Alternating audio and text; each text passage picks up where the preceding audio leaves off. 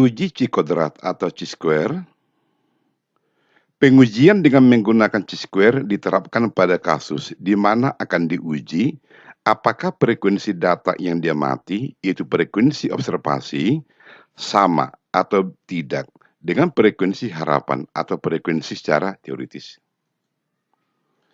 Dalam uji C-kodrat ini ada dua yang kita bahas. Yang pertama, goodness of fit, kemudian yang kedua, test of independency atau uji kebebasan. Sekarang kita masuk kepada goodness of fit. Uji goodness of fit ini atau uji keselarasan bertujuan untuk mengetahui apakah sebuah distribusi data dari sampel mengikuti sebuah distribusi teoritis tertentu atau tidak. Goodness of fit akan membandingkan dua distribusi data, yaitu yang teoritis, yaitu frekuensi harapan, dan yang sesuai dengan kenyataan atau frekuensi observasi. Kasus, jika Anda melempar koin yang memiliki sisi muka dan sisi belakang sebanyak 1 kali. Ada dua kemungkinan muncul, sisi muka dan belakang. Dalam hal ini harapan kita masing-masing sisi muncul sebesar 0,5. Jika 20 kali Anda lempar, bagaimana harapan Anda? Anda akan berharap sisi muka dan belakang masing-masing akan muncul sebanyak 10 kali, yaitu 20 dibagi 2. Inilah yang disebut dengan teoritis. Tetapi dalam prakteknya, dari pelemparan 20 kali koin, boleh jadi 19 koin yang muncul sisi muka. Hanya satu sisi belakang. Itulah observasi. Tetapi secara teoritis atau harapan, karena 20 kali Anda lempar, maka Anda berharap 10 kali muncul sisi muka, 10 kali muncul sisi belakang. Karena peluang muncul sisi muka dan belakang masing-masing 0,5. Kemudian jika Anda lempar mata dadu sebanyak 120 kali, berapa nilai harapan untuk masing-masing mata dadu tersebut?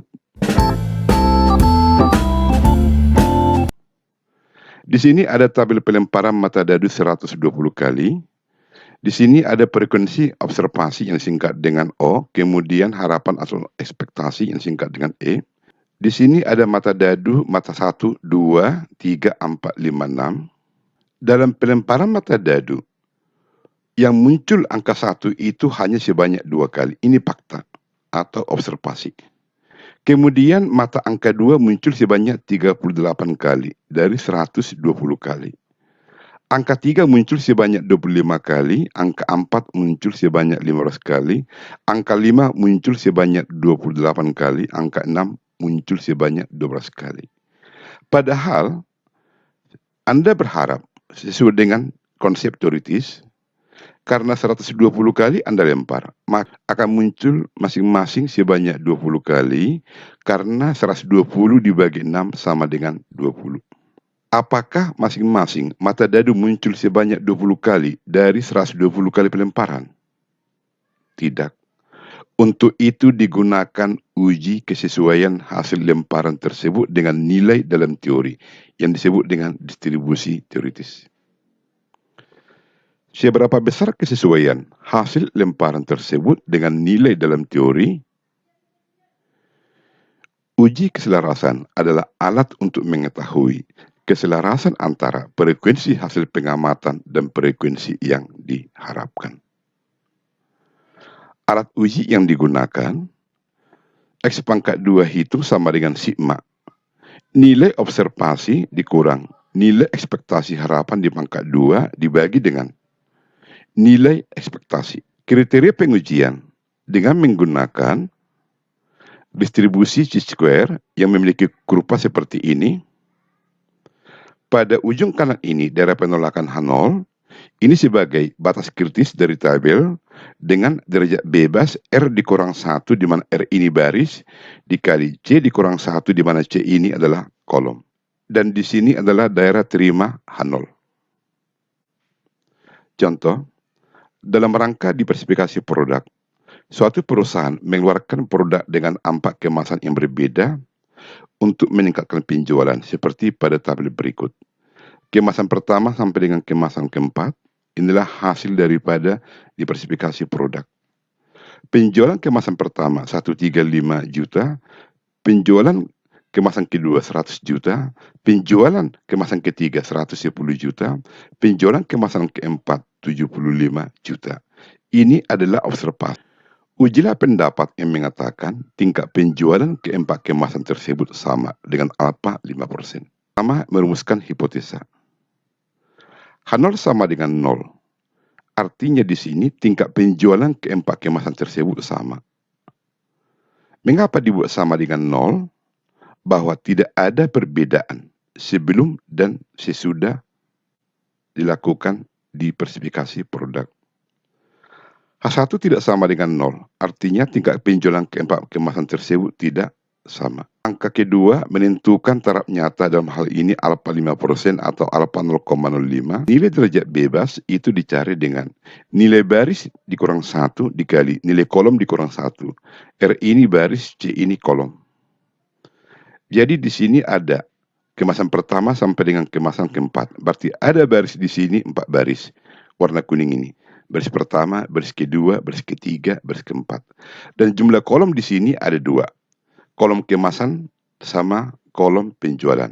Maka di sini R ini 4, C ini 2. Maka jumlah baris di sini warna kuning dan jumlah kolom warna merah, sehingga nilai derajat bebas di sini 4 dikurang 1, ada 4 baris, kemudian dikali 2 kolom.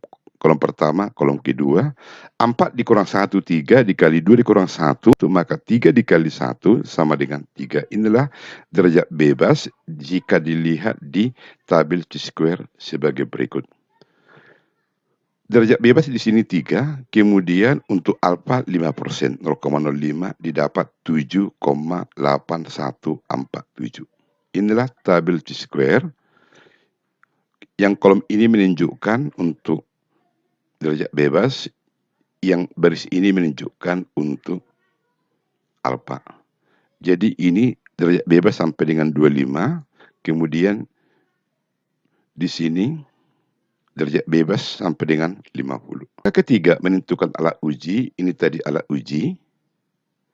Nah, kemudian yang kemasan pertama tadi observasi 135, kemasan kedua sampai kemasan keempat seperti ini. Bagaimana kita menghitung untuk mencari nilai harapan untuk masing-masing kemasan? Semua ini jumlahkan dibagi 4. Itulah sebagai rata-rata yang disebut dengan prerata. Maka harapan untuk kemasan pertama itu 105, harapan untuk yang kedua 105, harapan ketiga 105, harapan keempat 105. Maka dengan rumus di sini, nilai observasi dikurang ekspektasi di pangkat 2. Observasi 135 dikurang ekspektasi di pangkat 2. Kemudian dibagi dengan nilai ekspektasi dibagi 105, dapat 8,571. Demikian juga untuk kemasan yang kedua, hasil observasi 100 dikurang ekspektasi 105 di pangkat 2 dibagi dengan nilai ekspektasi harapan 105. Nah, dijumlahkan semua ini karena di sini ada sigma dapat 17,62. Maka nilai Chi-square hitung itu sama dengan 17,62. Langkah keempat, menentukan daerah keputusan. Daerah keputusan itu pada ujung kanan ini daerah tolak H0. Ini sebagai batas kritis didapat dari tabel Chi-square. Yang kelima, menentukan keputusan. Chi-square hitung berada pada daerah tolak H0. Karena apa? Chi-square hitung itu tadi kan 17,62. Sementara yang tabel itu 7,814. Maka Chi-square hitung itu jatuh pada daerah tolak H0 ini 17,62. Sementara batas kritis itu 7,814. Maka keputusan ditolak H0. Artinya tidak cukup bukti untuk menerima H0. Sehingga kita terima H1 bahwa tingkat penjualan keempat kemasan tersebut tidak sama.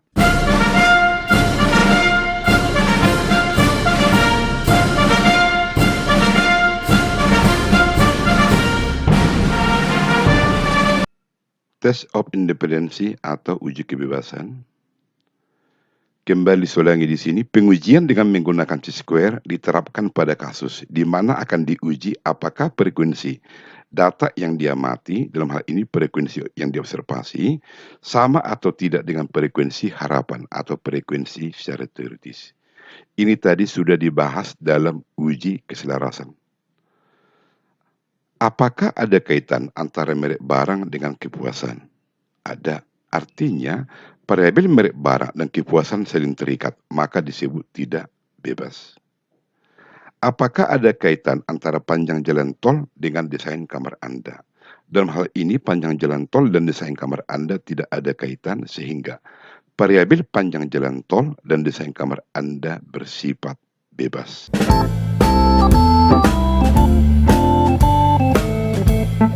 Alat uji yang digunakan sama seperti dalam uji keselarasan, Chi-square pangkat 2 hitung sama dengan sigma. Nilai observasi dikurang nilai ekspektasi di pangkat 2 dibagi dengan nilai ekspektasi. Yang membedakan dengan uji keselarasan, pada uji kebebasan ini, nilai ekspektasi ini itu didapat dari total nilai baris dikali total nilai kolom dibagi dengan total keseluruhan. Kriteria keputusan pada ujung kanan daerah penolakan H0, ini batas kritis didapat dari tabel Chi-square. Kemudian di sebelah kiri ini daerah penerimaan H0. Contoh 1. Apakah variabel tingkat penjualan bersifat independen terhadap merek produk dengan alfa 5%, seperti pada tabel berikut. Merek pertama sampai dengan merek ketiga, penjualan salesman si Ana 40M, 50M, 70M. Penjualan salesman si Ani 50, 90, 60. Penjualan salesman si Anu 10, 10, 20. Pertanyaan, apakah variabel tingkat penjualan ini bersifat independen, bersifat bebas terhadap merek produk? Merumuskan hipotesa H0 sama dengan 0, artinya variabel tingkat penjualan bersifat independen terhadap merek. H1 tidak sama dengan 0, tingkat penjualan tidak bersifat independen. Kedua, menentukan taraf nyata alfa 5% atau 0,05. Yang ketiga, menentukan alat uji yang ini. Chi-square pangkat 2 sama dengan sigma, nilai observasi dikurang ekspektasi pangkat 2 dibagi dengan nilai ekspektasi, di mana nilai ekspektasi ini didapat dari total nilai baris dikali total nilai kolom dibagi dengan total keseluruhan, seperti contoh berikut. Tadi ada 3 merek 1 sampai dengan merek ketiga, kemudian salesman 3 orang, Ana, Ani, Anu. Kemudian dari lapangan, penjualan salesman Ana 40, 50, 70, Ani 50, 90, 60, Anu 10, 10, 20. Inilah observasi yang disingkat dengan O. Kita ingin mencari, bagaimana mencari nilai ekspektasi untuk yang nilai observasi 40 di sini, yaitu yang ini. 40 ini sesuai dengan yang diinformasikan tadi, nilai ekspektasi ini didapat dari total kolom ini dikali total baris dibagi total keseluruhan 400. Jadi 160 dikali 100 dibagi dengan 400 dapat 40. Kemudian untuk yang 60 dari mana? Total nilai baris yaitu 150, total nilai kolom 160 dibagi dengan total keseluruhan 400. Nilai harapan ini didapat dari total baris di sini, baris kedua 150 dikali dengan total kolom 200 dibagi dengan total keseluruhan 400. Dapat 75. Angka 10 ini dapat dari total baris 100 dikali dengan total kolom 40, 4.000 dibagi total keseluruhan 400. Inilah nilai dari observasi dikurang ekspektasi di pangkat 2 dibagi dengan nilai ekspektasi. Sehingga dapat di sini 12,67. Maka dengan demikian jika kita uji Chi-square tabel itu 9,48, di sini baris itu ada 3. Baris pertama, baris kedua, baris ketiga. Kolom itu ada 3, Ana, Ani, Anu. Maka derajat bebas 3 dikurang 1, 2 dikali 2, 4. Sementara Chi-square hitung itu 12,67 jatuh di sini, jatuh pada daerah penolakan H0. Jika ini tolak H0, maka di ujung kiri di sini daerah terima H0 dengan batas kritis 9,48 dan Chi-square tabel 12,67, artinya jatuh pada daerah tolak H0, artinya tidak cukup bukti untuk menerima H0 sehingga diterima H1, bahwa tingkat penjualan terikat dengan merek.